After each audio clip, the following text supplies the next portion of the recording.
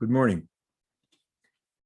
This morning we're meditating on deep ecumenism, and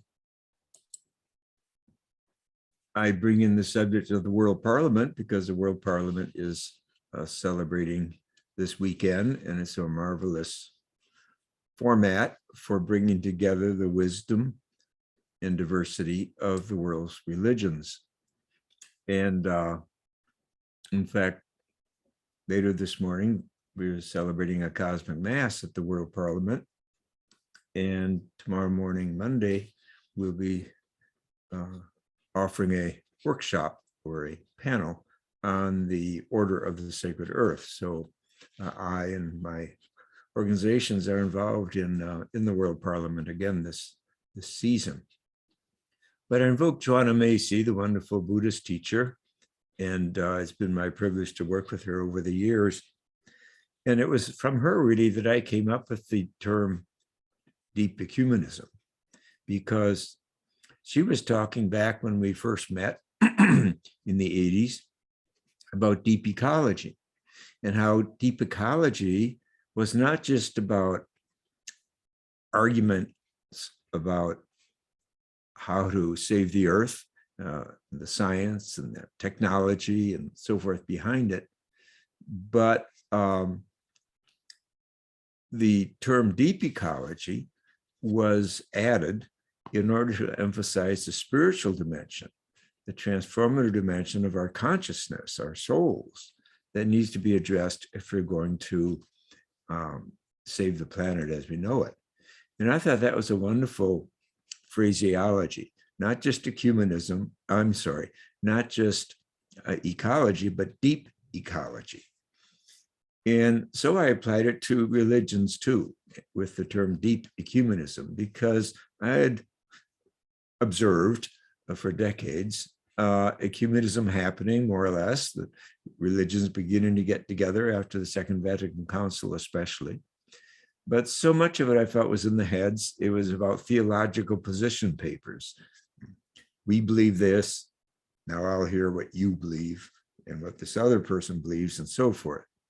That's better than nothing, better than warring with another. But for me, it didn't go nearly deep enough. For me, we have to get together, the world religions, at the level of spirituality, not just at the level of position papers. And that's where I felt that word deep, as in deep ecology, really was necessary for deep ecumenism.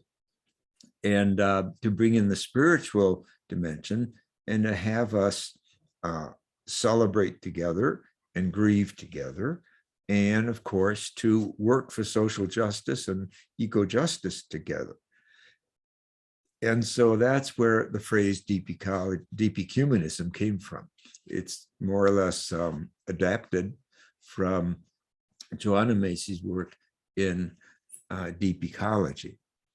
And I'm moved that Rabbi Zalman Schachtner, who was certainly one of the pioneers in deep ecumenism, he told me that he was looking for a term for what he was doing with his life and with his interacting with monks like Thomas Merton and Sufis and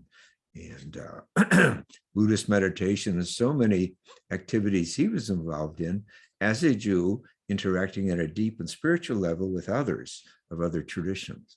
And he really liked the term deep ecumenism and adapted it in his own way. Here's one beautiful teaching from a Sufi master. He says, Sufism is not different from the mysticism of all religions. You see, the mysticism of all religions, that's what I'm trying to bring forward, beginning with my own as a Christian and as a Westerner, because our mystical tradition has been utterly ignored for centuries. The modern age was anti-mystical.